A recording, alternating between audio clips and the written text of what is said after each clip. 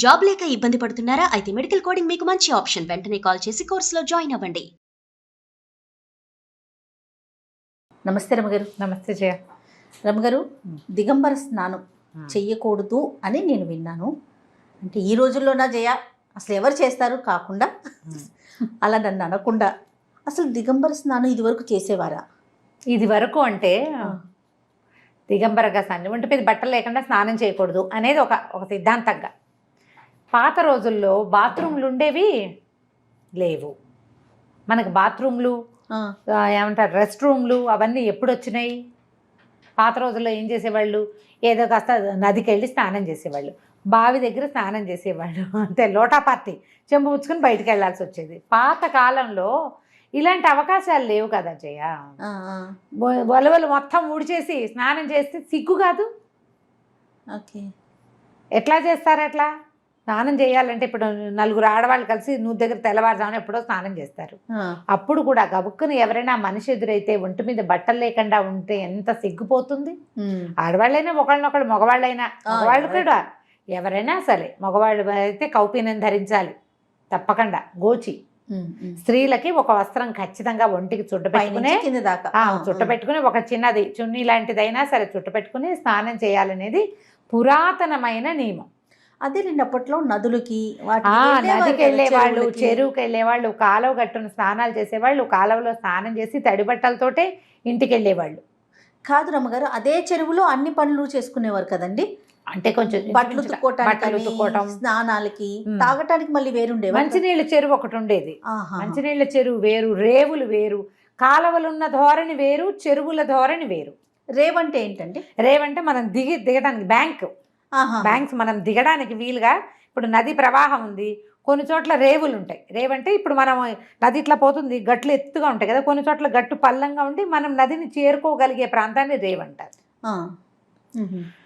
మెట్లు కట్టించుకొని పావంచాలు అవి కడతారు, కొన్ని చోట్ల మెట్లు కట్టినవి ఊర్లో వాళ్ళే ఈ కాలువలోకి దిగడానికి మెట్లు ఏర్పరచుకోవటం. చెరువులకి మెట్లు ఉంటాయి.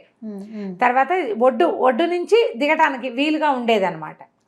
ఒడ్లు పల్లంగా ఉండి దాంట్లోకి లోపలికి దిగి మనం నీళ్లు తెచ్చుకునే వీలు అవన్నీ ఉండాలి కదా. ఇలాగా చెరువుల్లో స్నానం చేసేవాళ్ళు, నదీ స్నానం, కాలువల్లో స్నానం, బావి దగ్గర స్నానం, పైకి సొంతంగా బాత్రూములు లేకపోవటం, బాత్రూములు కట్టుకోగలిగే అవకాశం లేదు ఆ రోజు.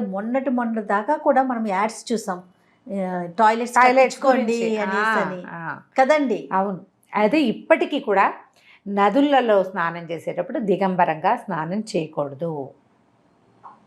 చిన్న పిల్లలకి కూడా ఒక వస్త్రం ఉంచాలి ఒంటి మీద, నదుల వరకు ఖచ్చితంగా. మనం బాత్రూంలో లోపల స్నానం చేసేటప్పుడు కూడా ఈ బట్టలు ఉంచుకోవాల్సిన అనే ఒక ప్రశ్న వస్తూ ఉంటుంది కదా. అయితే దానికి ఆ నియమం ఉండదు. మన ఇంట్లో మనం స్నానం చేసేటప్పుడు ఒంటి మీద బట్టలు ఉండాల్సిందేనన్న నియమం సాధారణంగా లేదు.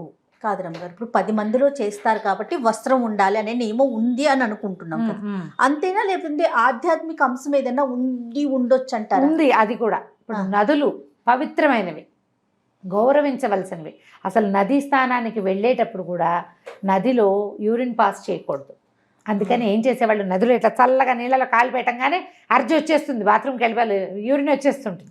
అందుకని ఏం చెప్పేవాళ్ళు, ముందే ఆచమనం చేసి, అంటే బాత్రూమ్కి వెళ్ళొచ్చి కాళ్ళు కడుక్కుని అప్పుడు నదిలోకి దిగాలి. అంత పవిత్రంగా భావించాలి. మరి అంత పవిత్రమైనవి నదులు. అవును, అందుకే కదా జీవజలాలు అంటారు వాటిని, నదులు. జీవనది. ఆ జీవజలం ఎందుకని చెప్తారంటే ఇందుకు నదిని సభక్తికంగా తీసుకోవాలి. నదీ జలాల్లో స్నానాన్ని ఆటకి కాదు, అది ఆట సరదా ఇంకోటి కాదు. వాటి వల్లే మన జీవితం ఇట్లా నడుస్తోంది. మానవ జీవితం ప్రశాంతంగా పోతుందంటే అవును వాటిలలో వచ్చేది. ఇప్పుడు మనం ఏవో మందులు మాకులు కనిపెట్టాము. ఇది వరకు ఏముంది? మందు మాకు, జీవజలాలే వైద్యం, వాటిలలో స్నానమే మన సంపద కదండి. మన సంపద, దాన్ని పాడు చేసుకోకూడదు కదా. అందుకని ఆధ్యాత్మిక అంశంగాను ఈ పద్ధతి చెప్పారు. ఇంతకంటే డీప్ రూటెడ్ థింగ్ ఇంకేదైనా ఉందేమో నాకు తెలియదు జయ. ఇదే పంధ. ఇప్పుడు ఆ నదిలోనే మన పెద్దలకి తర్పణాలు విడుస్తాం. అవును, ఆ నదిలోనే మనం కార్తీకానికి దీపాలు పెడతాం. ఆ నది నీరే మనకి త్రాగునీరు. మనం ఈ ఊళ్ళో పాడు చేసేస్తే నదిని ముందుకెళ్ళాక అది ఇంకొకడికి తాగునీరు అవదా? అవును. మనం దాన్ని ఎంత పవిత్రంగా చూడాలి. మనం చేసేసాం చాలే, అవతల వాడు ఏ చావు వచ్చినా పర్వాలేదని అనుకుంటామా? మన మునులు, మన ఋషులు అట్లాంటి వాళ్ళు కాదు కదా. మన సంస్కృతి అది కాదు. మన సంస్కృతిని నిలబెట్టినటువంటి ఋషులు, మహాద్రష్టలు వాళ్ళు. అందుకని నదిని ఎంత పవిత్రంగా చూడాలో చెప్పారు. ఈ నది ఈ ఊళ్ళో ఉంది, ఇక్కడే ఉంటుందా?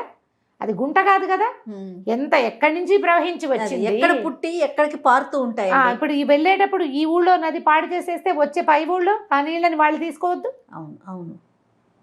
నువ్వు చెత్తలు కలిపేసిన నీళ్లు ప్రవహించి పక్క ఊరికి వెళ్తాయి. అందువల్లే కదా రమ్మగారు ఇన్ని అరిష్టాలు మనం ఎన్ని చూస్తున్నామండి. ఈ భక్తి శ్రద్ధలు లోపించటం వల్ల, ఈ నియమావళిని భంగం చేయటం వల్ల, దీనికేమి సైంటిఫిక్ రీజన్ లేదని వెధవ సైన్స్ని ఆధ్యాత్మికతలో చొప్పించటం వల్ల రీజన్ కావాలి ప్రతిదానికి. అవునండి. నీకు ముక్కులోకి గాలి తీసుకోవడం ఎలా నేర్చుకున్నావో రీజన్ చెప్పు.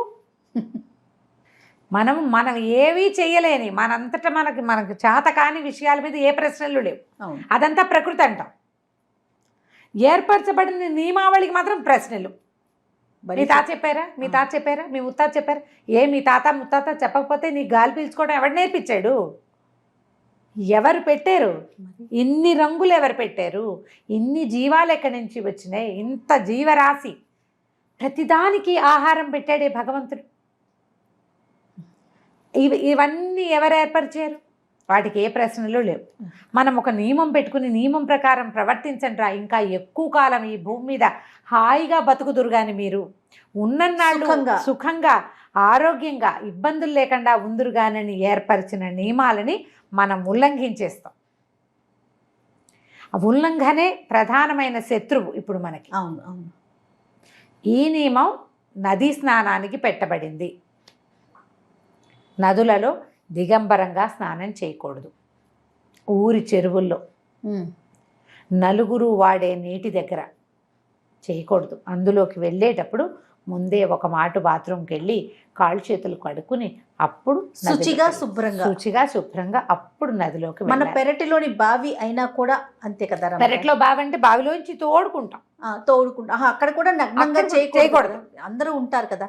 ఆకాశం చూసే చోట నగ్నంగా చేయకూడదు, అది నియమం. మనం ఆకాశం చూసే చోట చేయకూడదు. పెద్దవాళ్ళు అట్లా చెప్తారు.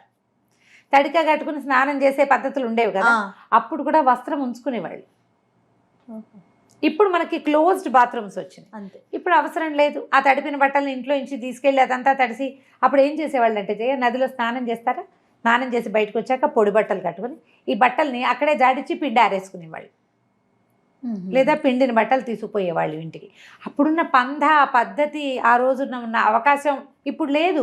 చూడండి, ఒకదానికి ఒకటి మిళితమై ఉంది, చూసారా? అంతే. అక్కడే చేయటం, అక్కడే మార్చుకోవటం, అక్కడే ఏదో నీళ్ళలో కొంచెం ముంచి లేపి తీసుకెళ్లి ఆరేసుకోవటం. ఇప్పుడు ఎక్కడుంది? ఇప్పుడు అవకాశం ఇంట్లోనే కదా. అన్ని ఇంట్లో. బావి దగ్గర అయినా బట్టలు తడుపుకున్నారు అనుకో, పొడి బట్ట కట్టుకోవటం, ఈ బట్టలు రెండు జాడితే ఆ పెరట్లో ఆరేసుకోవటం. ఇప్పుడు మన ఇంట్లో ఉన్న బాత్రూంలో నుంచి మనం బయట బాల్కనీలో వేయడానికి కొంచెం కష్టం. అవును. అవకాశాలు ఉన్న వాళ్ళు చేస్తారేమో. ఈ నియమం వచ్చిందంటారు. ఈ నియమం పెట్టింది దానికోసం. అయితే శాస్త్రం ప్రకారం మనం నదీ స్నానం చేసేటప్పుడు పిల్లల్ని కూడా దిగంబరంగా ఉంచకూడదు. పసిపిల్లలకు కూడా గోచి అయినా పెట్టాలని చెప్తారు. ఓహో, ఓకే. బట్టలు లేకుండా టకిమని లాగులిపేసి పిల్లల్ని నదుల్లో నింపద్దు. బట్టలు తడిసిపోతే తీసుకెళ్ళటం ఎలా లాంటివి ఆలోచించకూడదు. అక్కడ నదిని గౌరవించాలి. ఆ నదులే మన జీవాధారాలు, ప్రాణాధారాలు అవి మనకి. అందుకని వాటిని దైవస్వరూపంగా భావించి గౌరవించి ఈ రకంగా చేయాలి. తప్పకుండా. నమస్తే. నమస్తే జయ.